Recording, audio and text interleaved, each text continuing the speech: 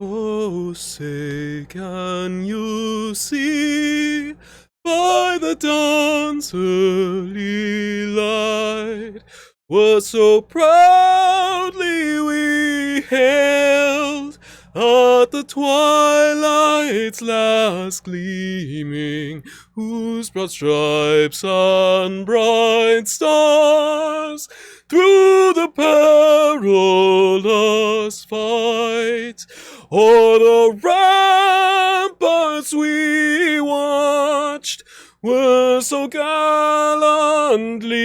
streaming, and the rocket's red glare, the bombs bursting in air, gave proof through the night that our flag was still there. Oh, say does that star-spangled banner yet wave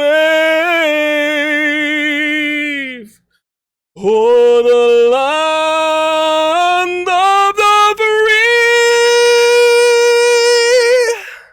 and the home of the brave? On the shore dimly seen through the mist of the deep. No, we're not gonna do the whole thing. Just imagine if I did all 4 verses. I'm sorry, not gonna do that too. You know, one thing I really regret not doing, like every single episode, what I should have done is I should have bookmarked, like literally with those little tabs that show you like chapters of the video, bookmark my first like opening songs, you know, vary from actually decent renditions to complete ear rape, and like bookmark that so people can immediately skip forward. Like I'm really gonna try to do that moving forward. And I am thinking about season 2. I might start it at like episode 200 or something, then just go back to 1. You know, I got a lot of stuff going on in my life right now, but that's cool. I still want to provide you guys cool stuff and some novelty as the years go by. And most importantly, just front load it with as much information as I can possibly afford. And hopefully it's like, because like a lot of videos get trained into AI bots. So hopefully I got some people paying attention, because that's going to be the only like remedy for the poison that's working its way through our system. Speaking of which, don't ever let some like Israeli like post a picture of like an American cemetery like Arlington or something and be like, thank you so much for fighting against evil. Oh, look at the sacrifices of these brave men.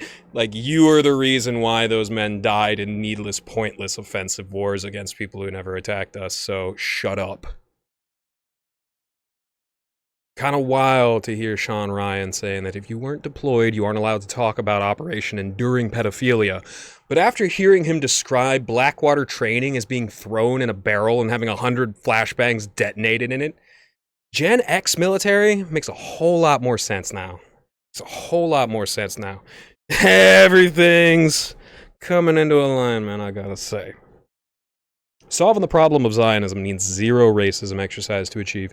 You do not need to stoop to their level and do to them what they're doing to Gaza.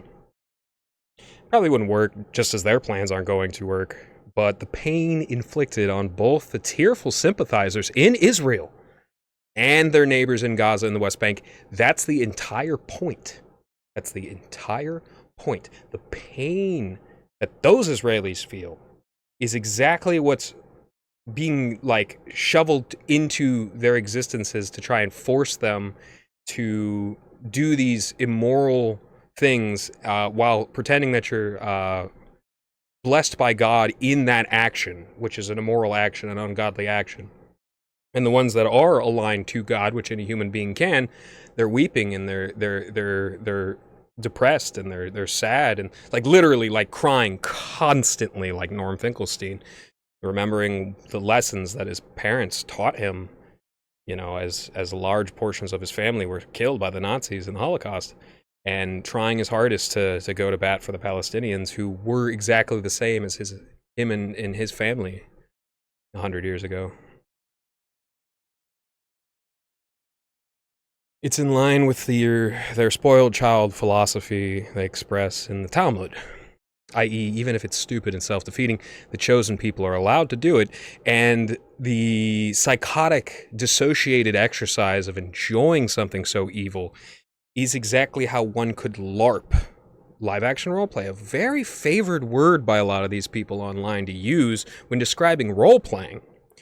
To LARP as if you were God's chosen people, when in reality you're just hypnotizing yourself. The solution is clear as day. Stop letting wasps support them as a host so they can get cheap logistics and a mechanism to take advantage of poor people. So simple. Also crazy how Zionists will invent a problem, sell a poison solution to it.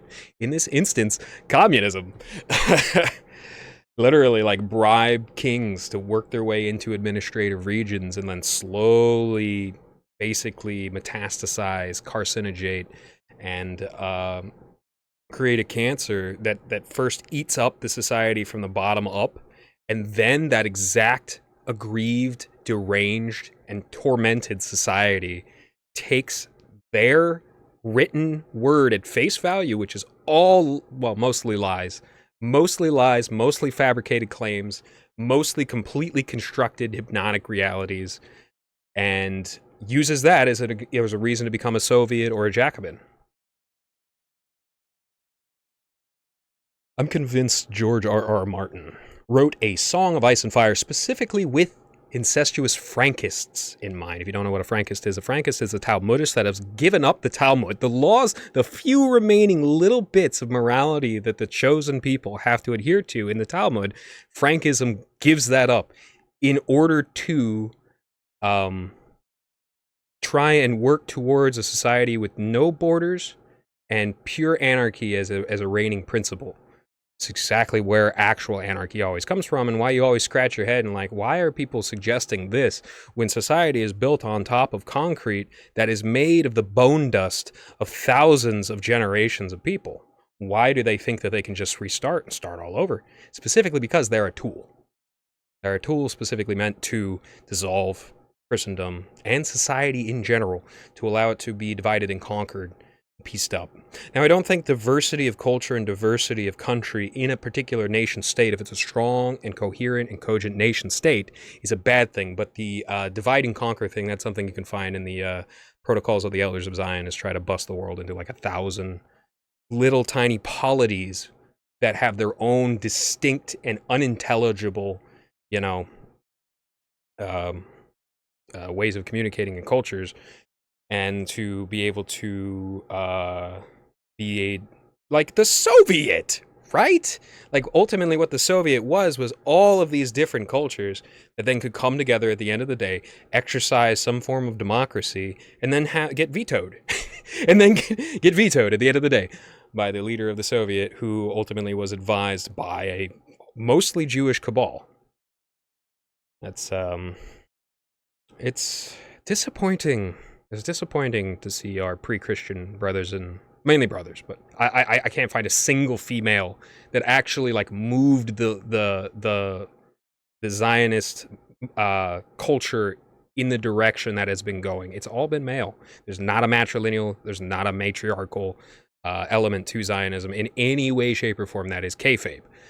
The men that have done this, the pre-Christian men that have done this, they are going to suffer so horrendously when they die. And that's why you see so much power and money given to somebody that says he can make a Neuralink, right? A chip that will store your consciousness, much like they pretend the phylactery will store your consciousness from this imperfect and broken universe with which, it's funny, this actually made it into WarhammerF150K lore.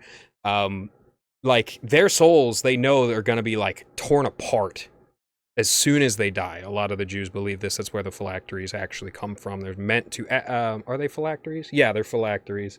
The one with the Torah on it is called something different. But the phylacteries, the soul cubes, they legitimately say they're meant to create a null zone inside of a chaotic universe. In reality, they're pretending, LARPing, that the purgatorial consequences, the life flashing before your eyes in perfect view, the sort of thing that causes people to like drastically change their behavior after they have a near-death experience, that when you actually die and you depersonalize and your ego isn't there to lie to you, and none of the lies that you've ever told yourself matter, and you feel all the pain you've inflicted on other people throughout your life, that is their souls being torn apart and cast into hell. And they fear that, and that's where the whole Eldar fearing being torn apart by Slanesh, because they summon this horrific demon into existence that craves after their souls. In a very real way, it's their own actions, that set up that situation where they now have to create like soul stones and stuff like that to protect themselves. And by the way, Games Workshop is like S tier or maybe A tier these days, and George R.R. Martin is like D tier. Speaking of which, I'm having a lot of fun taking notes for the tier list. It's gonna be fun, and I hope to drop it very, very soon. I'm trying to write as many notes as possible and drop it as soon as possible, because I know now is a very sad time. We need a little bit of a distraction. I'm sure Null is very upset about Boss Man being sent to prison, and I am too. It's very upsetting. Although at the end of the day, I try to keep myself a little bit separate from people that I know is, drug addicts and stuff like that. They're always one foot in the grave. Grave, not just prison. Grave. So, I'll try my hardest, taking down lots and lots of notes. I won't be able to take notes on every single person. I won't be able to cover every single important person on the website. But, hey, it's still going to be fun. It's going to be a long, 2 to 3 hours. And I hope I can fit, good jokes and entertainment into that video that I'm working on. Game of Thrones is one of the most disgusting mockeries of European culture ever produced. Brain-dead liberals love it. I always notice that. I never watched a second of it, but I know everything about Game of Thrones, specifically because brain-dead liberals won't shut up about it. Want to know why? Because it has all the signifiers. It shoehorns emotional roller coasters in by just blatantly killing off whoever would provide the biggest reaction, while making sure nothing that would actually cost a director money, needing to CGI dragons or something, was proposed. Leftists love Game of Thrones because it depicts aristocratic Europeans as incestuous, bloodthirsty freaks. This is exactly how the Jacobins created the Soviet in France 200 years earlier. Did you know David means uncle?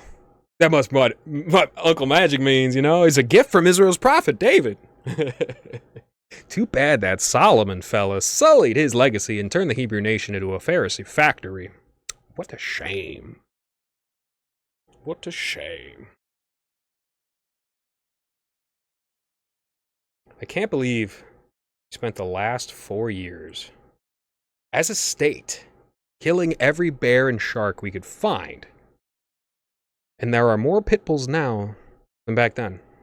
Still peeved at my sheriff for pushing pit bulls, but he stopped recently, so, that's good. Probably legitimately heard of an instance of one of the pit bulls that he legitimately put up with, hearts and rainbows and, sweet story. This pit bull that made it into a shelter already, not from something raised from a puppy. Dangerous dog, pushing him out to population that is completely unknown, probably ended up killing somebody. Probably ended up getting back to him and stopped pushing pit bulls. That was something he was doing a year ago. Yep.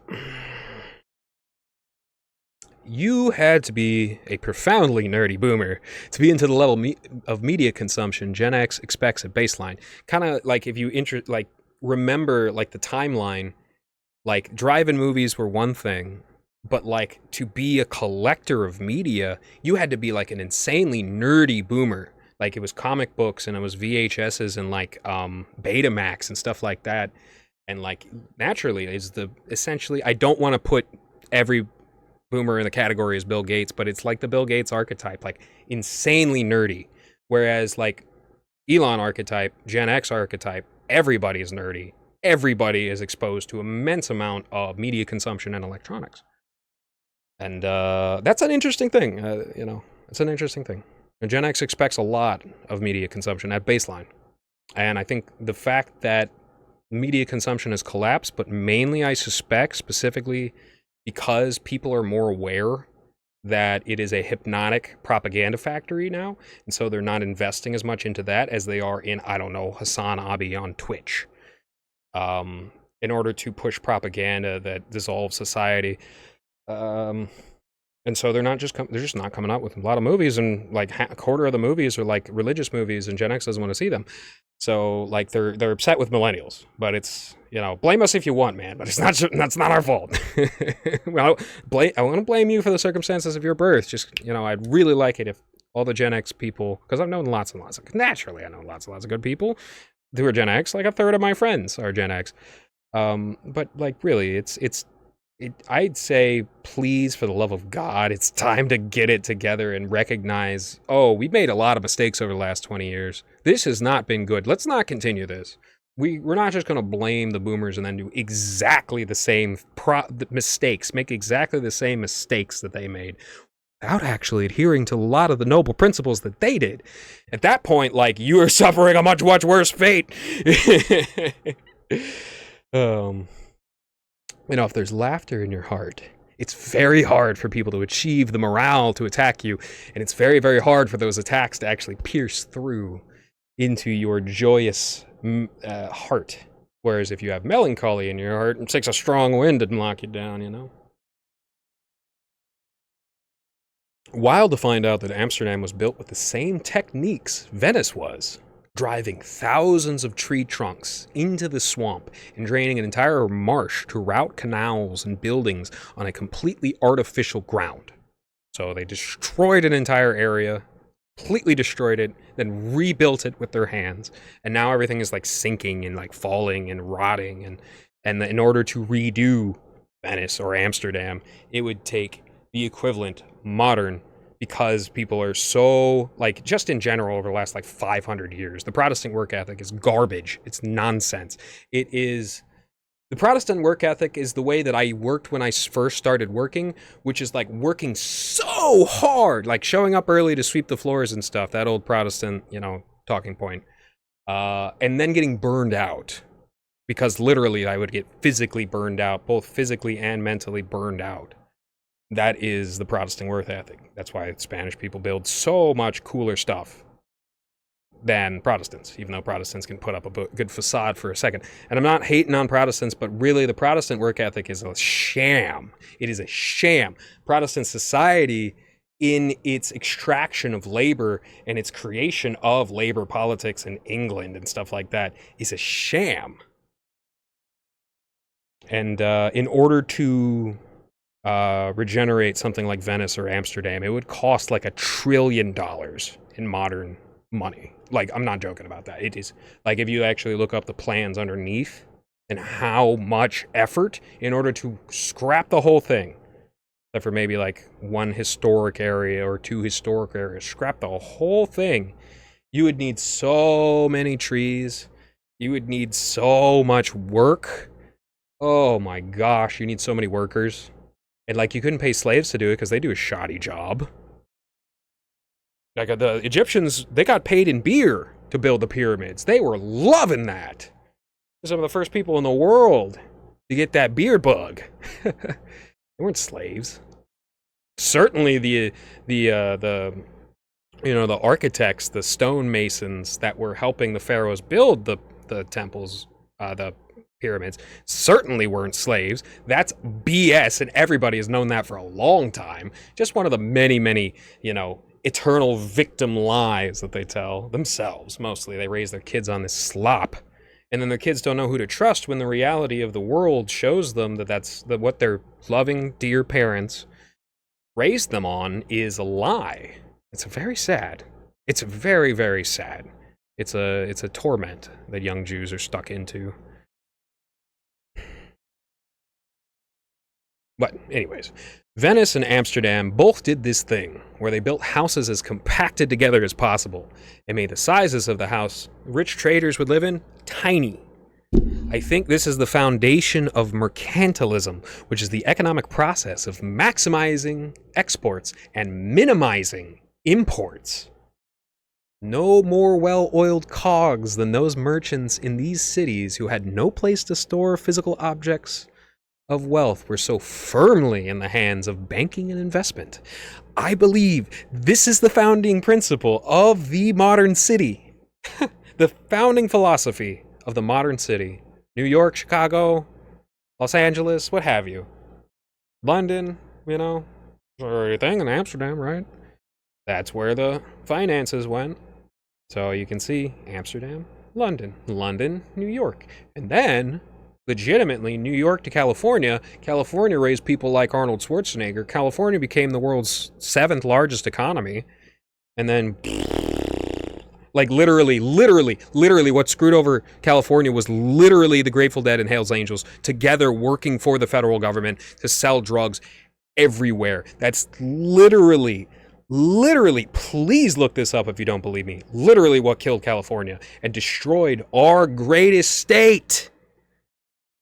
These sickos pretending to be some clique on bikes, the most annoying, like these literal rapists, like the Hells Angels are known as being rapists, selling drugs to teenagers, just like the Grateful Dead, who probably did their own, Woodstock level Tommy Tudor stuff going on, selling drugs to kids. And the Grateful Dead would sell LSD, and the Hells Angels would sell DOM, which was a early research chemical that was like a kind of a psychedelic amphetamine, kind of the opposite of ketamine in a way, but on the spectrum of ketamine, right?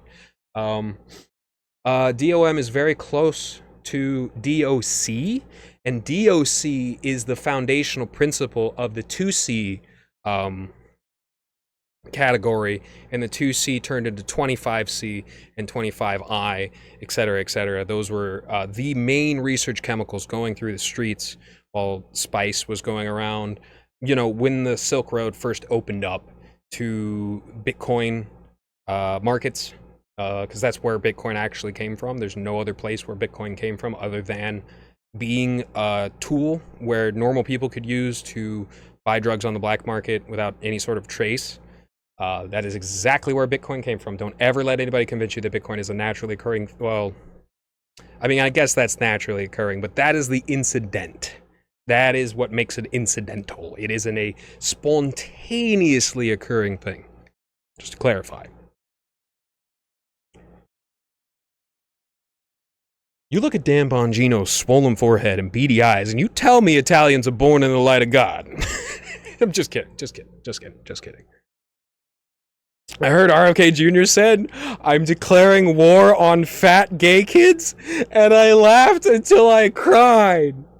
Turns out it was AI. Turns out it was a really good deepfake. I was laughing so hard I couldn't breathe.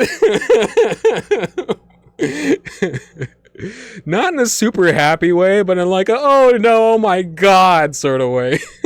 I'm getting red right now just thinking about it. Jordan Peterson is the perfect scion of all the old people who get tricked into thinking AI of African children could be real because they're so poor. They're just building sculptures with trash because nobody ever taught them how to farm, and they're just in a gigantic dumpster. Literally like Jordan Peterson mind.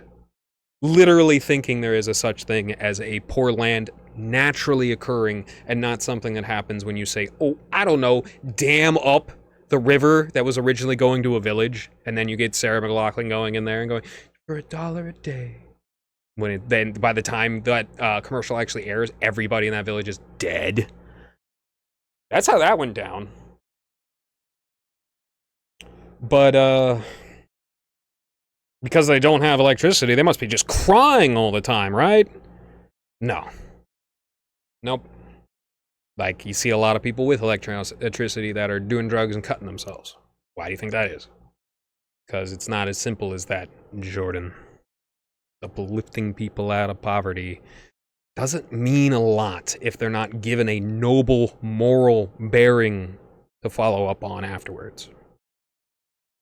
There's a lot of sick people out there. You see them on the internet, laughing, mocking the pain and suffering of others, even those completely innocent. But if it were one of their loved ones suffering, they would whistle a different tune. The ability to run these thought experiments is integral to European culture. The ability to think, what if I didn't eat this morning? He's integral to European culture. And I really shouldn't be surprised that Israelis just don't get it. What do you mean? I did eat this morning. Alright, y'all. Take care. Cheers.